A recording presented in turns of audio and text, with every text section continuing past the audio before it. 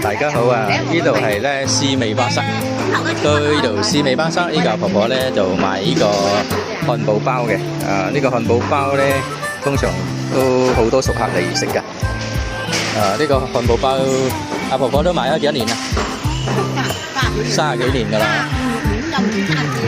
我細仔38歲咗，我未生意我又買咯。哦，由細細食到大嘅就係呢度啦，好多都係喺呢度食，由細細食到大嘅。哦，因為細仔大。咁我都喺呢度咧都食開好多擺噶啦。哇，酒吧室賣嘢都賣咗幾十年咯。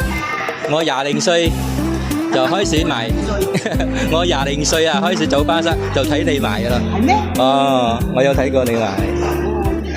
哦，我都做開20-30年咯，所以你有冇20-30年？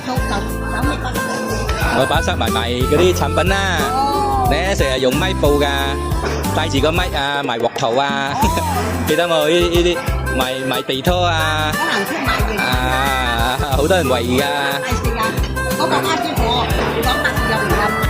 而家嘅巴塞嘅行情都好差，嗬，冇以前咁好啊咯，絲味都靜啊咯。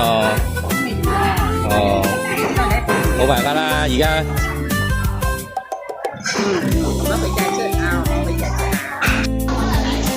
依家你仲有賣肉乾肉絲㗎？哦，賣晒啦。哦，以前肉乾肉絲，肉乾加肉絲1蚊3隻。牛擺啦。依家1隻都3塊半。肉乾肉絲啊。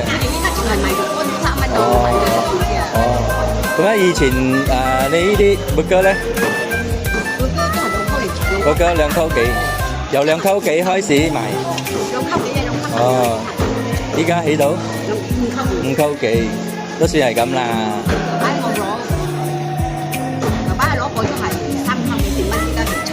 7蚊哦，所以咩都貴啊。一盤羊我煮10蚊，6蚊一桶嘅，今日就18蚊啊，11蚊同18蚊啊。係啊。我而家剩5溝幾真係叫做平啊。